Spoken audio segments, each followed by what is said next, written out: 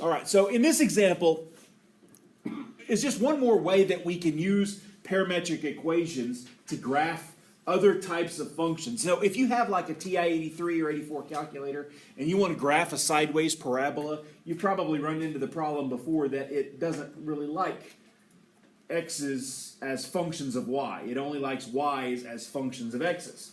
So one way for you to do that is a way that I've taught you before, at least a couple of you have asked me about it before.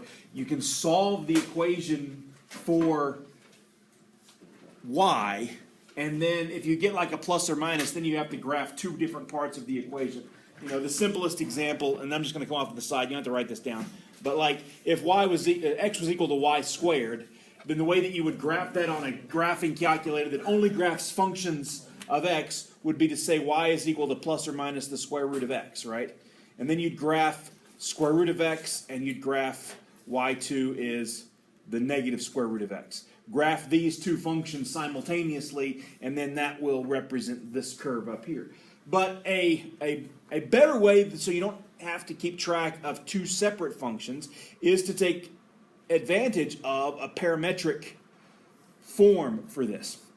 So in this case, I've got x equals y to the fourth minus 3y squared. Solving that for y is actually not easy, not something that I could do and just get one equation for y equals something that depends on x. Because I've got to the fourth powers and I've got square powers, I can't get y by itself in this case. So the trick I'm going to use is I'm going to assign a parameter to my y value, let y equal some other variable t hidden in the problem, and now stick that in those two places, and I've got x equals t to the fourth minus 3y squared, and y equals t. That parametric equation will graph exactly the same as that curve right there. So if I go to Wolfram Alpha, if I go to Maple, or if I go into parametric mode in my TI calculators and use these parametric equations here, I will get the curve for this function right here. Okay, x as a function of y. So I'm going to go over to Maple, and I'm going to plot those two. So it was y to the fourth minus, what was it? Should it be minus 3t squared? 3t, yes. Thank you. Thank you. Thank you. Thank you. Thank you. Thank you. Thank you. Thank you. Why is there a y in there? Yeah. Because It's not supposed to be. there's not supposed to be. You were all right, and I was wrong. Wizard's wrong. Turn in your wizard hat, Dr. Franklin. Plot. Bracket. The x now is t raised to the fourth minus 3t squared. The y function is just t. And then I'm going to let t go from, and I don't know, I'm going to try maybe negative 2 to 2 to start with. I make it to the fourth. I do shift 6, which is that little caret symbol, lifts you up into the exponent. And then once you're done, you hit the right arrow to come back down out of the exponent. I'm basically typing t, and then I do this caret symbol, and then I hit 4, and then I hit a right arrow to come back down, or I can click into the 4 down at the base, and it will move it over, and then I'll type minus 3t caret squared. And then right arrow again to get down out of the exponent.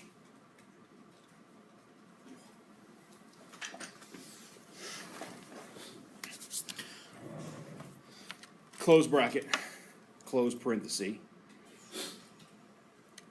Okay? So no spaces between plot and the parenthesis. No spaces in here, just do plot, open parenthesis, bracket, t to the fourth minus 3t squared,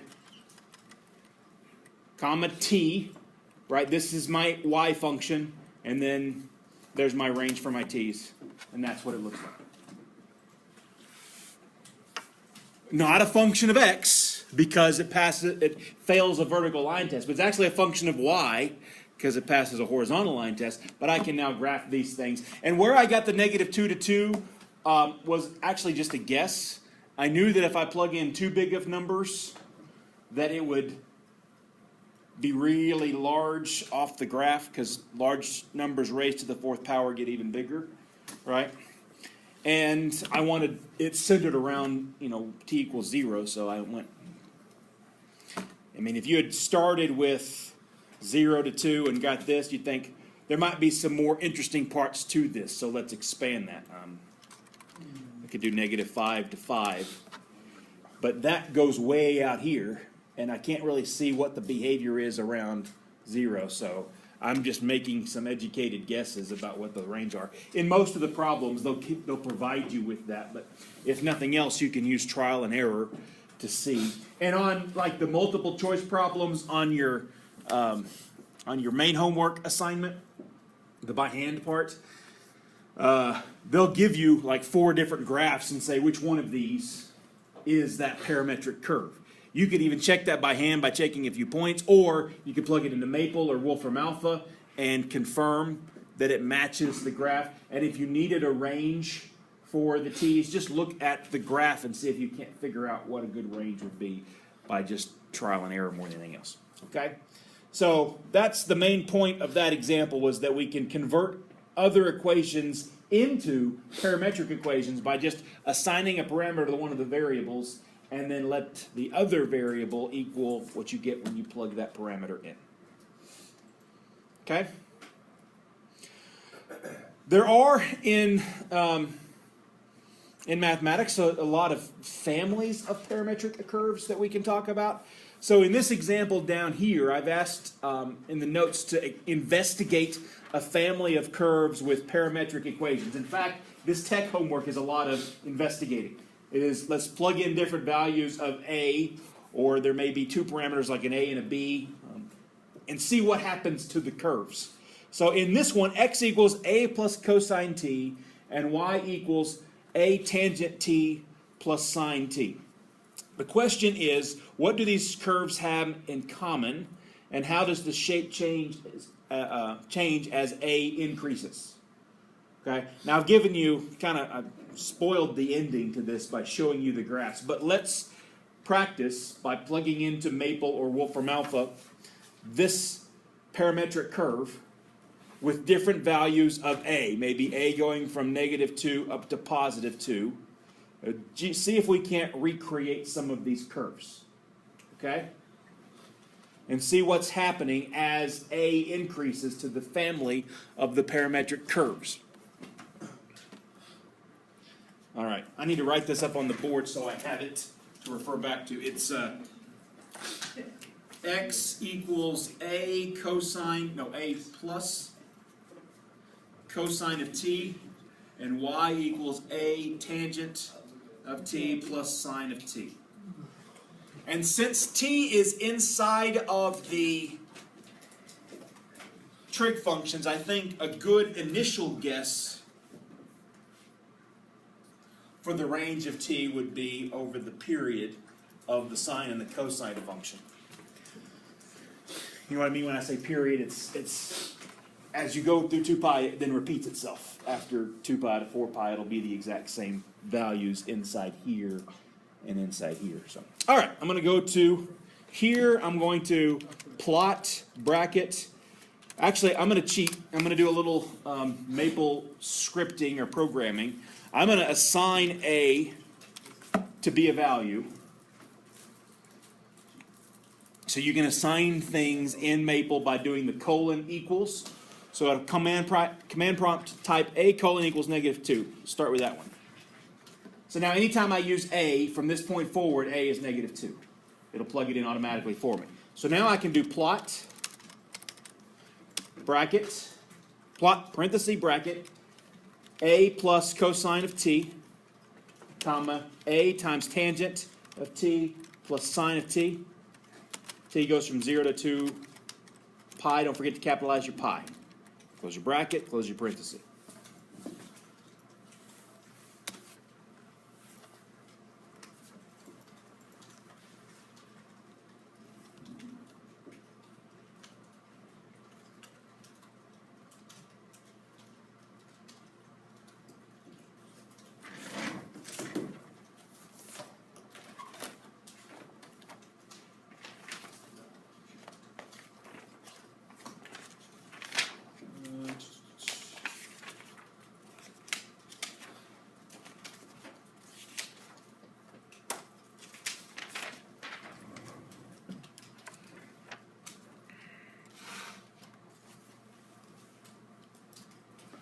Alright, that doesn't look much like what we've got there.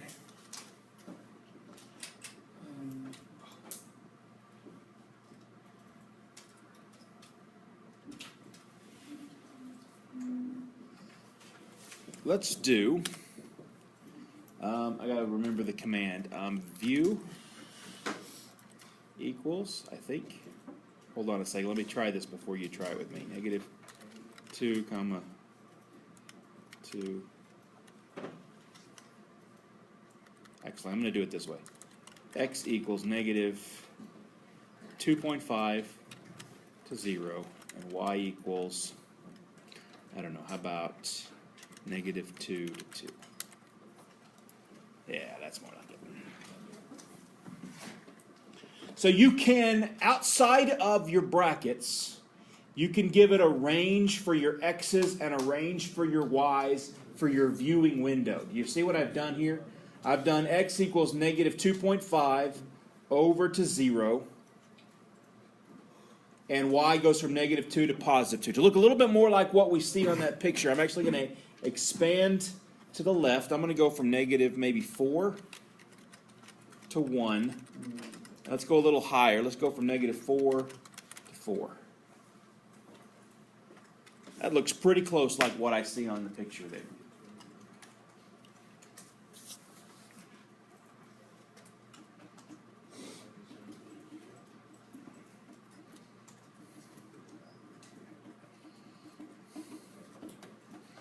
Okay?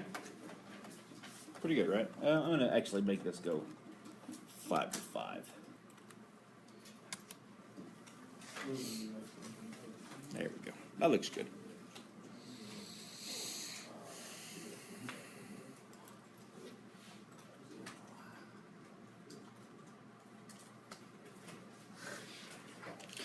Now, that's what this curve looks like for a equals negative 2.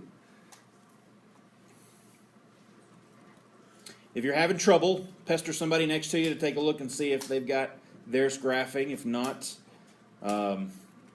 double check that you've got it typed in exactly the way that I've got it up here. Make sure your P is capitalized. Make sure there's no extra spaces between the parentheses and the plot.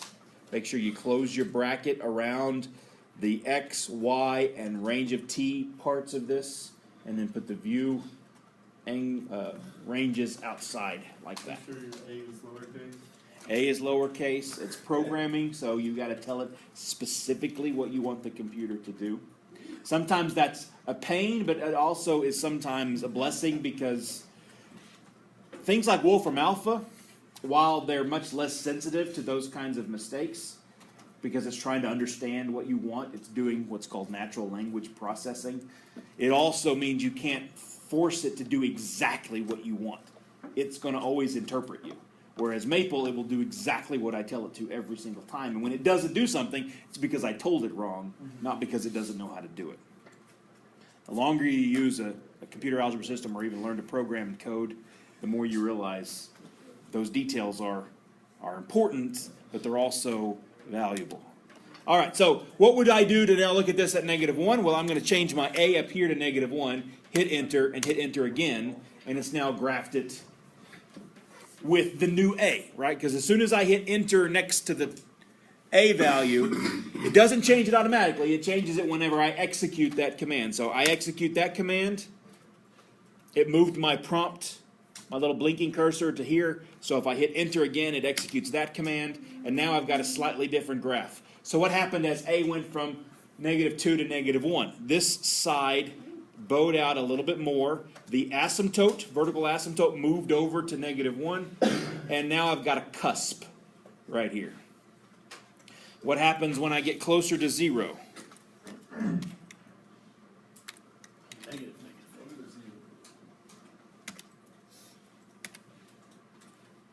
My asymptote keeps getting closer and closer, and as close as I get to it, my right-hand side appears to be looping, right?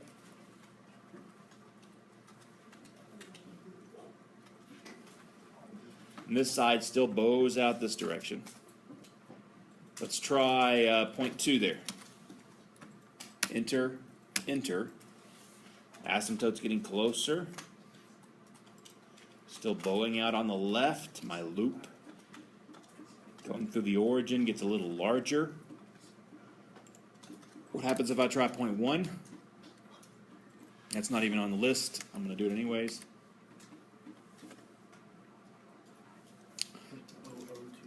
0.01.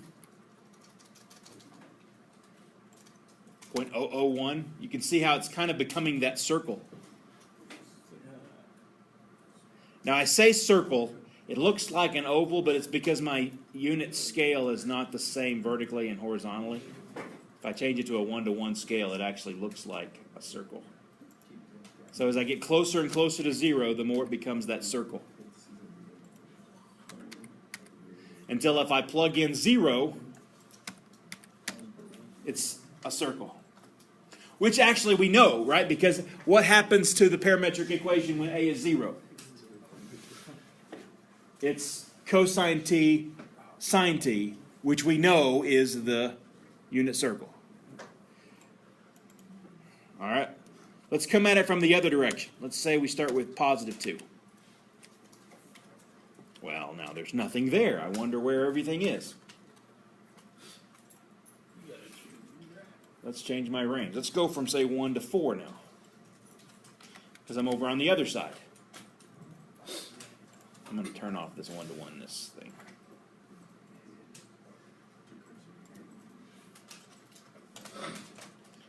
Trying A equals 1.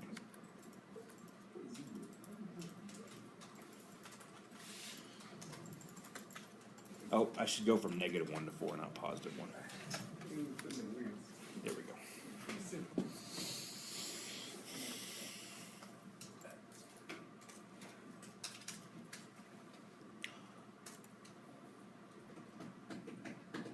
Why is one so small? I don't know. Why don't you make it bigger? How do you do that? Click on your graph, drag your... Click on the graph. Drag those little spots. Like that. Like, I literally have no clue how it got this small. I don't either. Now, if you do click on it, by the way, notice there's a button on your toolbar when you have your graph selected that has a 1:1. What that does is that's a scale matching feature. So if you click that 1:1, that makes your x scale, that's the length of your unit, the same on the x direction as the y direction. So it's not stretched out. That's how you see that that's actually not an oval or an ellipse. It's a circle. So if you were to click that, you see the actual scale of the thing. Okay, so are y'all able to reproduce those? Okay, so you're becoming an expert in using Maple to do that. Now, let's go over to our homework in WebAssign. I'm going to start the first one and just kind of get you looking at what we're talking about here. The concept is the idea we're going to be graphing parametric curves from different families of trig and polynomial functions. In addition to the parametric curves themselves, the graphs of x and y as individual functions of t are shown. We haven't thought about this, but you could graph the x function separately on its own graph where the horizontal axis is time, or t, and the vertical axis is what the x is doing. And then you can do the same thing with the y and consider, I wonder what those look like in relation to the actual function. So, I'm not going to read the instructions, I'm just going to walk you through how to do this. Click the little plus sign next to instructions, next to simulation to expand. This is the homework assignment called Tech Homework 10.1. If you click here to access the tech simulation, it'll open in another tab a applet for us to play with, a little tool to mess with some sliders and see the effect of the graph. Okay? So on this picture, what you have, when you open this up on your web browser, you see a graph of x. Actually, this is x as a function of t up here. X is this direction, and time is this direction, actually. And this is the graph of the y function. So the first example has you look at x equals a cosine bt and y equals sine dt.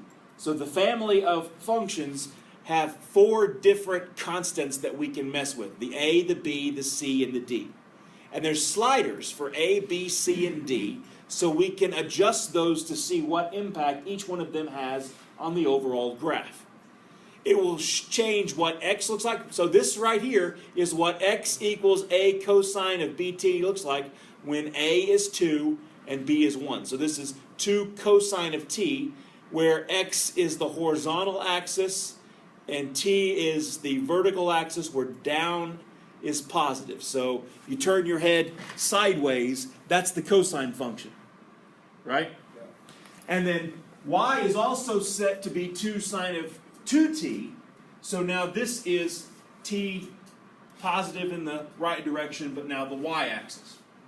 Okay? So as time goes forward, the y value of this point is going to change in accordance with this graph. It's going to go, I mean, just think only in vertical directions for a second. This point is going to go up, and then down, and then up, and then down, and then back to here. That's what this graph right here is telling me. It's the behavior of the y-coordinate as a function of time. Whereas the x is going to be moving left and right. So as we move left and right, okay? It's tracing out that curve. If I click play next to animate,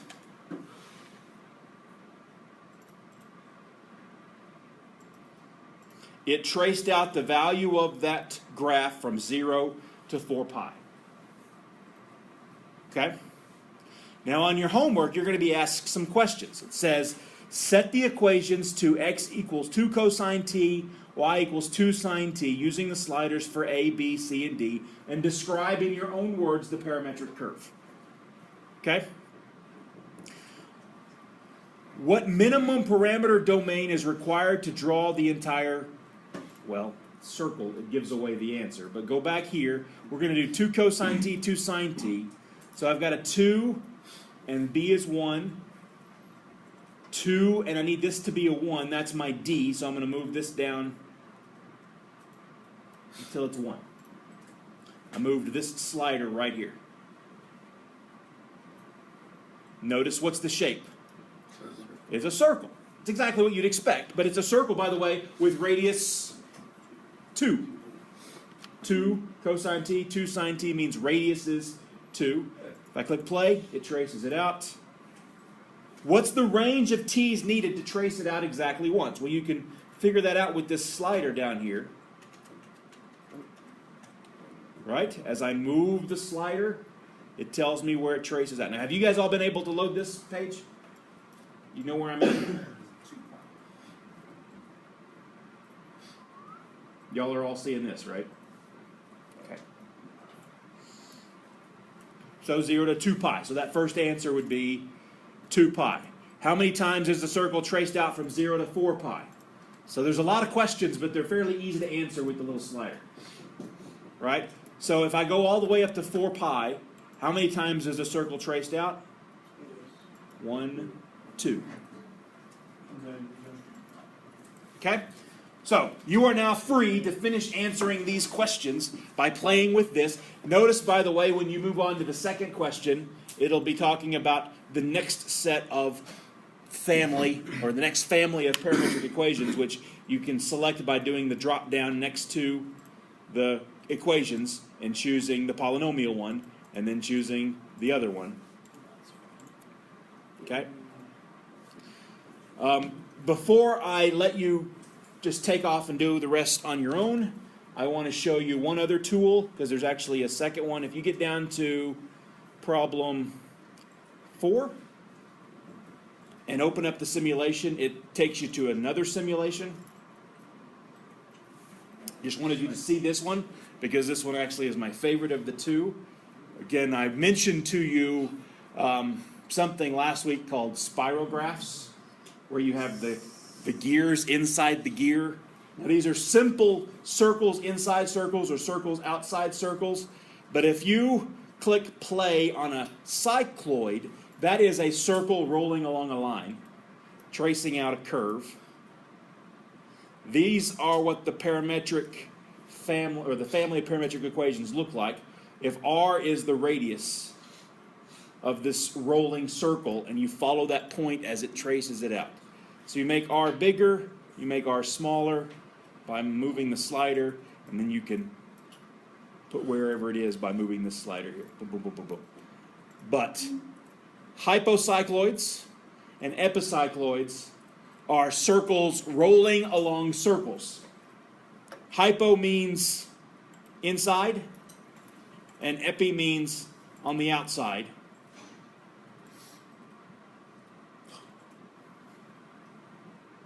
And you can adjust these parameters A and B that adjust the size of those circles.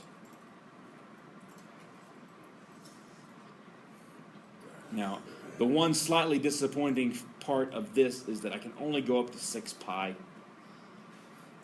with this tool. I've written some code that lets me go much higher and trace these out. But there you go. And then hypocycloids, you can drag this around and trace inside just these guys. Isn't that fun? Okay, so 4, 5, and 6 are using that tool. 1, 2, and 3 are using the first tool. But now you can start answering questions by playing with the parameters, that is actually the coefficients inside a family of parametric equations.